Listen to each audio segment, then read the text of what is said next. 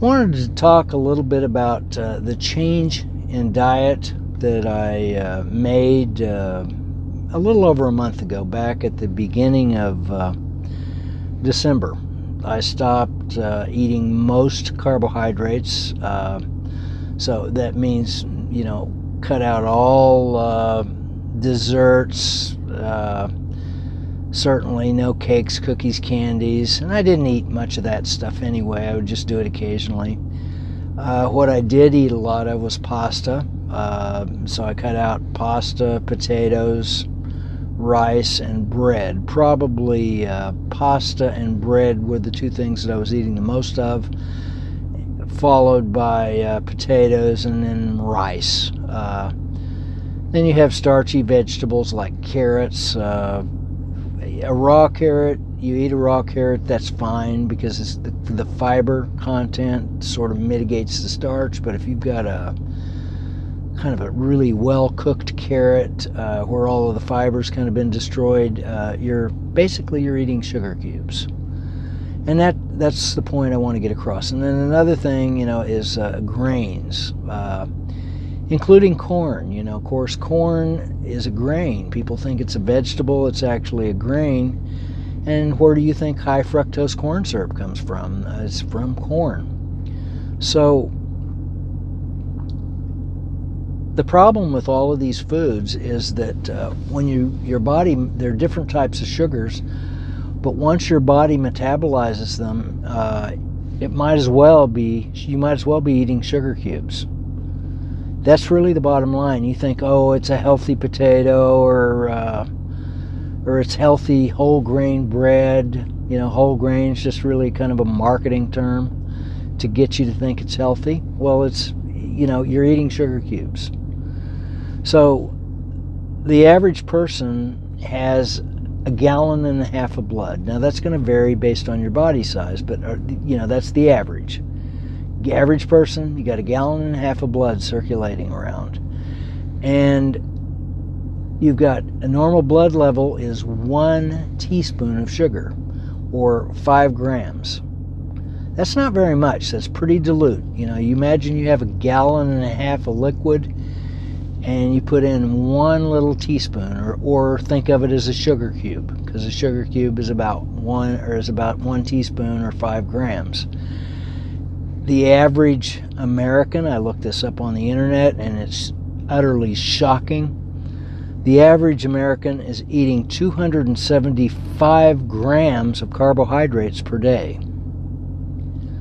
Now, 5 grams makes a teaspoon, and the average American is eating 275 grams of carbohydrates per day. And remember, carbohydrates, once your body metabolizes them, it turns into sugar. Your body sees glucose. And that is the equivalent of 55 teaspoons of sugar per day. Now, did you think you were eating that kind of that much sugar? 55 teaspoons. Just imagine maybe your grandmother, like my grandmother, she used to keep she had a sugar bowl on her table, with the salt and the pepper, and you'd have this sugar bowl, and there was the sugar bowl, and people would, I remember doing it when I was a kid. I'd put like 3 teaspoons of sugar in a glass of tea, and that seemed like it was a lot.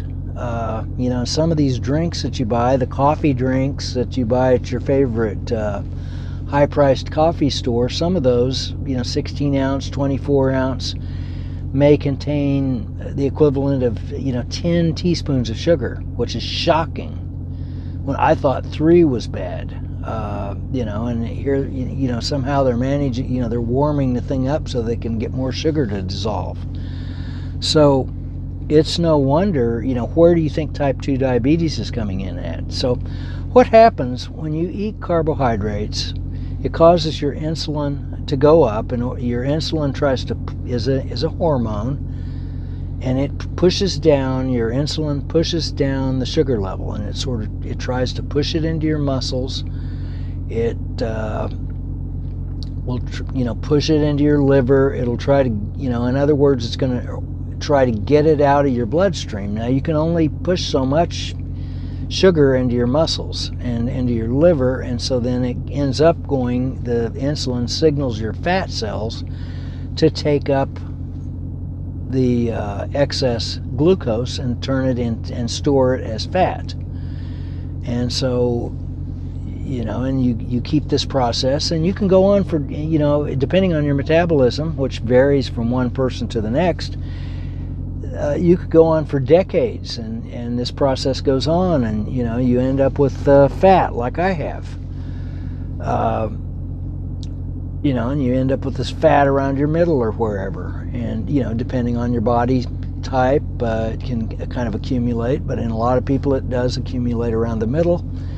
And you think, well, I'm just getting old and what have you, and that's just, I just don't have any willpower, you think.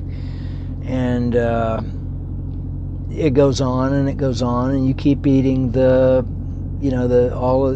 55 teaspoons of sugar per day, and that goes on and on and on, and maybe it goes on for a few decades, and then but over time, what happens if you were measuring your actual insulin levels, the average insulin level, that is continually spiking as the years go by. That keeps going up and up and up in order to try to push that sugar down, and it's becoming less and less effective because you have something that develops called insulin resistance. And so at some point, with a type 2 diabetic, the insulin gets to the point where the body, the fat cells are just sort of resistant to it, and the other cells in the body are resistant to the insulin level, or to the insulin, and your pancreas is producing insulin like mad, but the body will not respond the way it used to, and it doesn't take the sugar or the glucose into the cells like it did before, and that ends up spilling over into your bloodstream, which is very bad. Because just imagine, the normal glucose level is only 5 grams, and yet here you have in your bloodstream, in your gallon and a half of blood, and then if that starts to creep up beyond a certain point, then you've got glucose basically loose in your bloodstream. Now, have you ever, like spilled a sugary drink? You spill like Coke that's got, not Diet Coke, but the Coke that's got the sugar in it, or maybe you've spilled a glass of tea, or another thing that would be like syrup, like you pour on a pancake, and you know how sticky it is. Well, just imagine that you've got a bunch of excess sugar in your blood kind of going around. Well, what ends up happening, it's loose in there and in your blood, and then it causes the little microscopic platelets to stick together, and then over a period of time, that's a dangerous side effect, because what ends up happening, it blocks the little microscopic blood vessels throughout your body, and that's what causes type 2 diabetics often to they lose their eyesight, they go blind, because the blood can no longer get to the eye. The little microscopic blood vessels are blocked, as well as typically in toes and feet.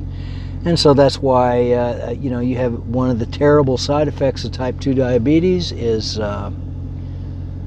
blindness, and also you have amputations become necessary, because parts such as toes and feet, and maybe even complete legs, are the blood supply is blocked off. The circulation becomes very poor because of the excess sugar in the blood, causing the platelets to stick together, and you wake up one morning and your toe's dead, and then it has to be amputated, or maybe the whole foot does. I know a guy that woke up one morning and his foot was, and this guy wasn't overweight either, but he was type 2 diabetic.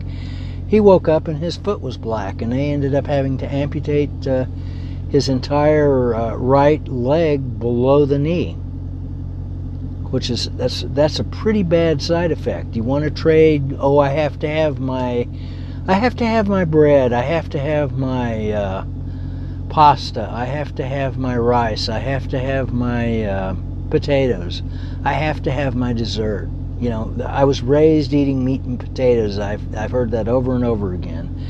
I have to, you know, my mother made wonderful desserts. I have to have the wonderful desserts. Well, are you willing to trade your eyesight for those desserts? You willing to trade your eyesight for,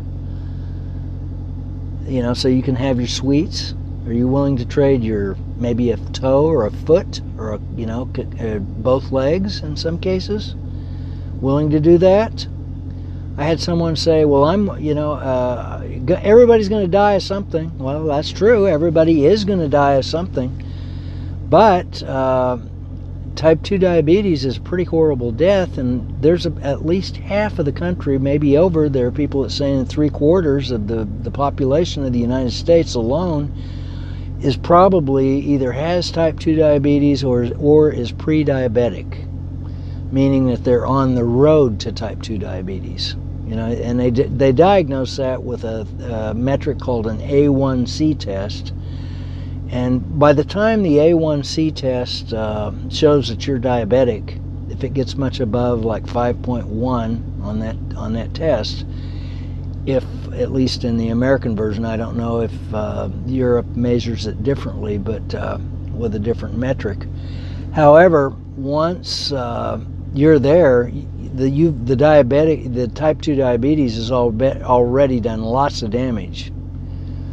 You know, so what can you do? You cut out the carbohydrates, you know, and not just think, well, I'm gonna, you know, I can have my fruit and all that.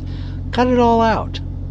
So that's what I did. I cut out about a month ago. I decided, you know, to my knowledge, I've never been threatened with any kind of type 2 diabetes. I'm 63 years old, but hey, I decided, hey, I do have this gut. My weight for some time has been 185. You know, I'm 5'10". You know, weight has been 185 for I don't know, more than a decade. It's hovered around 185. But I've had this gut and the fat, and it just doesn't go away. And I just eat twice a day. I try not to overeat. And I try not to snack. I don't snack. I wasn't snacking much during, it was pretty rare that I'd get something, some kind of crap out of a vending machine. But I decided I was going to just cut out all the carbohydrates. And so that's what I've done. And it was easier than I thought. I was I'd been doing it for several days, and and of course you think, well, I'm a truck driver, and so it's hard for me because you have to go to the fast food places, or you have to maybe eat in restaurants or whatever. And what I'm finding, it's actually pretty easy. It's very easy, in fact. Because if I go in a restaurant like a Denny's, for example, you can order. Usually their meals, a lot of their meals, they give you, let's say you order a steak or fish, and then you get a choice of two sides. And so, one of the sides I get is, let's say I get fish, one of the sides is broccoli, the other side is, what do they have? Sauteed squash. Mixed with something else, but some other vegetable, and those are fine. Those have a little bit of carbohydrates, but not bad, because there's still some fiber in it. And then I may or may not, depending on how hungry I am, I may order a side salad with ranch dressing. And as long as it's the real ranch dressing, the real ranch dressing's got a little bit of carbohydrate in it. We want to avoid so-called light dressings, because with those so-called light dressings, they take the fat out, which the fat is actually good. People have been brainwashed into thinking fat's bad. Cholesterol, cholesterol, cholesterol. Got to eat the carbohydrates. Well, it's exactly the opposite. Why do you think everybody's so fat and having heart attacks and strokes and God knows whatever into type 2 diabetes? epidemic is because we're being poisoned by carbohydrates. You can't eat, you can't do it the way we're doing it, and why are we getting such bad results? It's because of the carbohydrates. So cut out the carbohydrates. So that's what I've done. And what has happened in the meantime? Well, immediately, for years and years and years, I've had acid reflux. Now, I didn't have a really terrible case of it, but it was bad enough, where I would if I would eat, and I wouldn't eat a big meal, and I would still end up kind of feeling bloated, and then the stuff would maybe, feel like it was coming up in the back of my throat, and then I was gobbling these, either Tums, you buy the big thing of Tums, maybe at like Walmart or wherever, or, Walmart has their Equate brand, and I would buy that. And I would just, during the day, I'd be gobbling, probably maybe as the day went on, because I usually eat twice a day, sometimes more, but usually twice. I would be eating probably 10 of those during the day, which that's bad, because you don't want the acid kind of boiling up in your,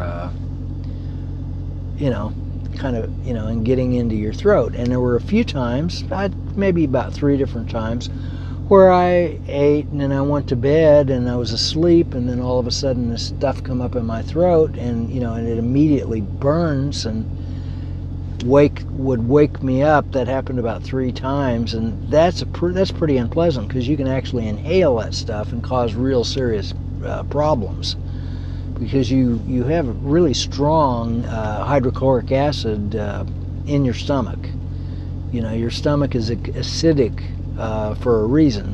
You want your stomach to have strong hydrochloric acid, but as long as everything's functioning properly, your stomach has a little door or sphincter that normally you swallow and it opens up and it lets the food drop in, and then it closes back up, and if it's functioning normally, you're not bloated, it won't come back, it won't let the stuff come back up into your esophagus. So what that was gone immediately. No more acid reflux, and that's huge. That's a really big thing, to get rid of acid reflux by just getting rid of the carbohydrates. Now that's a huge benefit to me, and I've had people say, well, you got to have some carbohydrates. No, you don't. Your body is perfectly capable of making all the glucose that you need, and then you only need 5 grams. That's all you need for your bloodstream to be perfectly normal. You just need those 5 grams, and your liver can make that glucose out of whatever the other stuff that you eat. But so one of the other things that's happened is that I know that I've lost about 15 pounds. Now, my weight is probably continuing to drop. I don't have a scale here in the truck, and I won't be able to actually weigh until I go home again, probably in at least a couple more weeks, and I'll weigh again and find out. But my weight has certainly, it has dropped at least 15, maybe 16 pounds, or possibly more by now. But I do notice that the gut is kind of shrinking slowly, and I'm not in any hurry. It's you want it to go away. But so when you're eating a low carb diet, what ends up happening is that insulin levels don't spike nearly as much. They'll typically spike when you eat, especially if you eat protein, it'll cause a spike, but nothing like what happens with carbohydrates. But you get, the insulin will come up a little bit and then it goes back down. So if you are on a low carbohydrate diet, it sort of forces your body to switch energy sources. Your body can actually run on 2 different types of energy. Most Americans certainly spend their entire lives eating carbohydrates, and so therefore their body is pretty much running on glucose the entire time.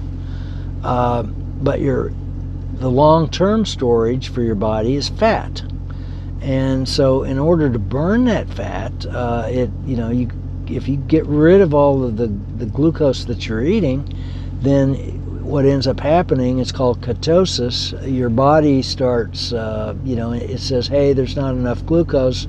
Let's start burning some of this long-term storage. Let's burn the fat, and it'll actually begin to burn fat for the first time, because typically, see, your body will burn glucose before it will burn fat. And that makes good sense, because your body wants to get the glucose out of your system, so it's going to try to burn the glucose before it gets to the fat.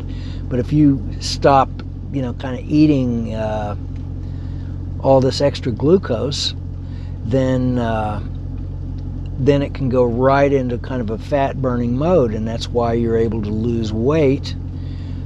On a really low carbohydrate diet, you actually begin to lose weight while you're eating. I'm eating as much as I want.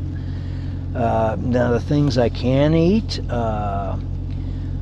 any kind of meat that I want is fine, all kinds, except now I'm not going to eat meatloaf, because that's meatloaf. You think, well, that's meat. Well, no, it's not. It's because they mixed.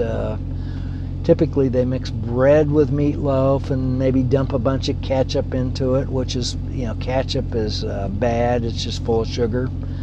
So, I do avoid ketchup or barbecue sauce or steak sauce. Those all have added sugar. Look at the label, because it's right on there. At least here in the United States, it's right on there. The amount of carbohydrates and the serving size. And those things are all full of sugar. So no meatloaf. Meatloaf is adulterated hamburger, basically. So that's off the table. But I can eat any other kind of meat, chicken. Now I am eating some stuff is breaded. Sometimes in restaurants it's breaded meats, and those are fine. There's going to be a little carbohydrate in that. That's fine. It's not a deal breaker. If that's all that's available, then I'll eat it. Let's say it's a fish with a breading on it. That's unless the breading's ridiculous. That's not a deal breaker. It's not like I'm eating a potato or something, because you eat a giant baked potato, you're eating who knows how many teaspoons of sugar equivalent. Once it metabolizes, that's exactly what it turns into. Your body doesn't know it's a potato, and it's supposed to be healthy because someone said it was. Your body doesn't know the difference between that and a sugar cube. When it comes right down to it, you could be eating candy bars, and just take your sugar cubes and pile them in a plate, the equivalent amount that would be a big bowl of pasta. Pile the sugar cubes, and then pour your spaghetti sauce and then the meatballs on it, and just chow down, because that's, from a metabolic standpoint, you're eating sugar cubes if you're eating pasta. And I've eaten my share of them over the years, believe me, because I like pasta, but off the table now. So any kind of meat is fine. I'm eating lots. I love salad. The salad dressings, as long as you get the real stuff like ranch dressing or blue cheese, those are fine. But now so-called light dressings are bad, because they've removed the fat. And what do they do to make? Because you take the fat out, it gets rid of the taste. Then what happens? Well, they add sugar back into it. Don't want sugar. So the regular, like a ranch dressing or blue cheese or whatever, those are fine. Most vegetables are fine. Real cheese is good, not the crap, the kind of Velveeta type, that type of stuff, so-called, or if it says cheese food on the label, no. But if it's real, cheese is fine. there's some low-carb nuts that are fine, like if you want a little snack, and they're actually nutritious. And they got a few carbohydrates, but it's not bad. Like the lowest carb nuts would be like pecans, macadamia, Brazil nuts are another one. Now the highest carb nuts are like cashews, which are the absolute highest. Probably want to avoid those. And another high, not as bad as cashews, but pistachio nuts are fairly high in carbohydrates. So in any case, I'm really thrilled with what the diet has done so far with the results. Now, I was in a Denny's. Tell the story quickly that before the video gets too long. I was in this Denny's, and I'd been doing this for maybe about 10 days to 2 weeks. I don't know, something like that. Mid-December, I was in this Denny's, and so I ordered fish, and then I had the two sides, the broccoli and the sauteed squash and zucchini, and I can't remember if I had a salad with ranch dressing or not. I may or may not have. I don't think I did, but I forgot to tell the waitress, don't bring any bread. And so what does she do? She brings out this warm bread. It's the sourdough bread, and it just smells great, and it's really warm, and it just came out of the oven. And I thought, I'm not going to eat that bread. I thought, well, I could offer it to this guy, sitting at the counter. I could offer it to this guy over here, and then I didn't. And it kept sitting there, and I ate all of the rest of the food, and it was still sitting there, and I thought, well, I might eat it. And so I broke off a little piece of it, and I put it in my mouth. I chewed on it for about maybe 20, 30 seconds, and I decided, hey, I'm not going to do this. I'm not going to swallow it. I'm not going to eat that thing. And I, kind of discreetly spit it out into a napkin, and that was that. And so since then, I'm not even tempted. You can put a bread in front of me. You could put a sweet roll, like a really warm sweet roll that smells delightful. I'm not going to be fazed by it because in my mind, it is poison. It's a slow, you can eat it, you're not going to die right away, but it really has had it has a cumulative effect. Where we've gone off the rails, especially, I don't know, it's been going on for a long time, is all the junk food. The potato chips, and 80% of what the stuff in the supermarket is got extra sugar in it. It's got added sugar. You go in a convenience store and probably 99% of the stuff is got sugar in it. It's just terrible. So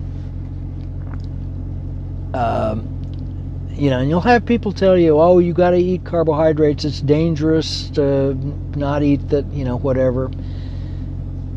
You're going to have to decide for yourself. Do you want to get type 2 diabetes? Because most of the people that are, especially if you're a truck driver and you've got the, kind of the belly, you're already on the way. I'm sure I was already on the way to type 2 diabetes. I'm sure that I was. And so, now's the time to cut out the carbohydrates.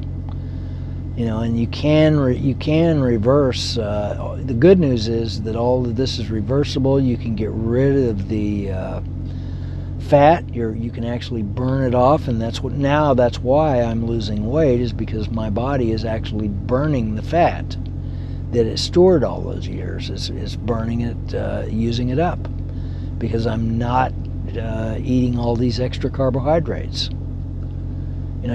As I say, your body is capable of making all of the glucose that it needs, even if you're just on a zero carbohydrate diet. And there are people that are on a zero carbohydrate diet. Like an all meat diet, they'll call it a carnivore diet. I don't know that I would actually go that far to do that. It would be kind of difficult for me to do that.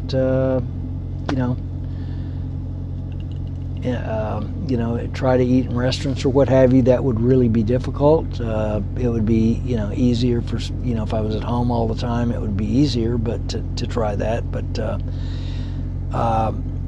otherwise, I'm eating, I'm fine eating vegetables and salad and things like that with some carbohydrates.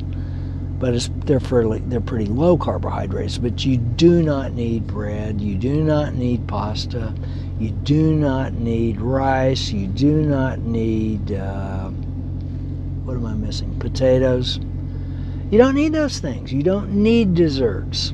What do you need? Why do you need to eat cakes and cookies and candies? You don't. They're horrible. People think, I'll eat fruit. Well, the fruit that we have has been genetically modified. It's almost, some people call it frankenfruit, where you end up with, like a banana is nothing like what the fruit that it actually came from. Because the fruit that the bananas as we know them came from is actually a much smaller piece of fruit, and it's full of big seeds. And it's not nearly as sweet. And so they bred that until you end up with a banana that's just packed with sugar.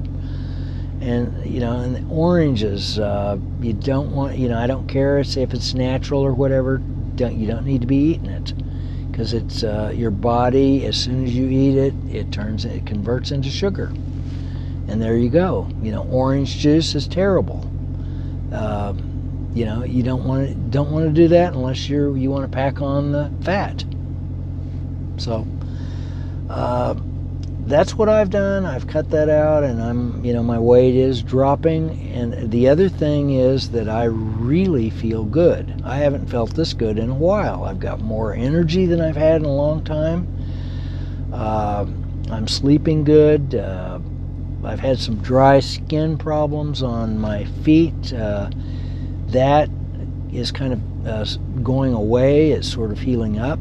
And that's kind of surprising, because all I've really done is changed my diet.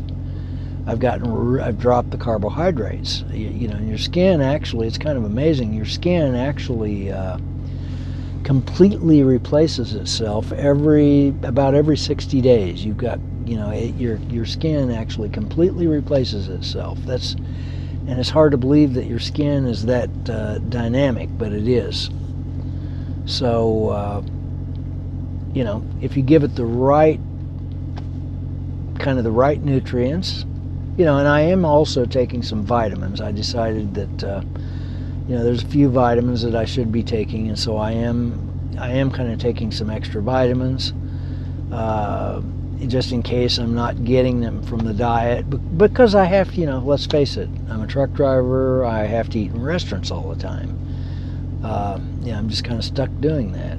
Now, if I want to snack, let's say that I get stuck at a shipper or receiver, I do have some fallback. I've got the little cans of tuna. Tuna's good.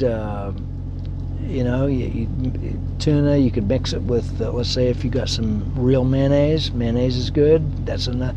Mayonnaise is fine if you got the real thing.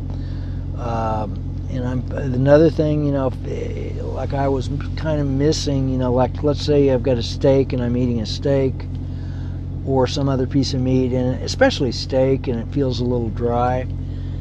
And I'm in a restaurant, I'll just ask them for a little side of ranch dressing, because ranch dressing makes the perfect dipping sauce. It could just as easily be blue cheese or the dressing of your choice, but it doesn't have to be ketchup or barbecue sauce or steak sauce, because those are all adulterated with extra sugar. It's ridiculous. They put sugar in everything, and it's like we have to have our sugar. And the sugar is really bad for the system. It causes all kinds of other complications that I won't get into now, but You're really much better off without it.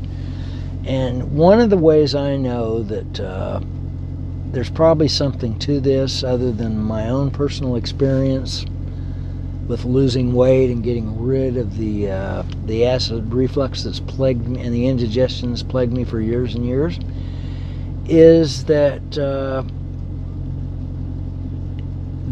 reaction that some people have. And I've had most of the people that are telling me that you have to have carbohydrates, you're going to damage yourself if you don't have carbohydrates.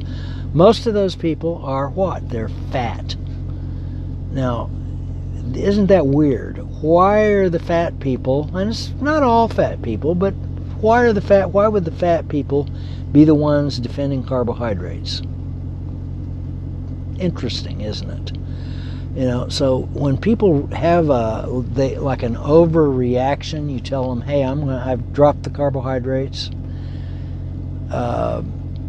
and then they have their unreasonable overreaction. That kind of tells me I'm probably onto something. Because just because everybody does it, and we all know that you have to have carbohydrates in order to be healthy. At one time they were saying, we all know that the earth is flat. And then the guy comes along and says, no, the earth it's really a big round ball floating in space. And they all ridicule him and try to, run him out. How dare he say that? Because everybody knows, quote unquote, everybody knows that the Earth is really flat. Well, it turns out it wasn't flat. It actually is a big ball floating in space. So, human beings are that way. We have a tendency to kind of all be, have this groupthink, and the groupthink is often wrong. It's often proved, historically, groupthink is usually, over time, it's wrong, and certainly it's wrong with eating all this sugar. People say, I've had people say, oh, it's the keto diet or low carb diet's a fad diet. Well, actually, it's the other way around. How do you think our ancestors ate? You go back 100,000 years ago, the human beings 100,000 years ago had the same DNA that you and I have today, exactly the same. They were the same. And do you think they were eating big bags of potato chips and Cheetos and God knows whatever, and big sweet rolls and whatever? No. Especially in northern climates, they were probably eating... They were killing animals. They were eating different animals. Maybe once in a while they might have some vegetables or fruit. But especially in northern climates, the growing seasons were short, so they weren't pigging out on carbohydrates. They were living on fats.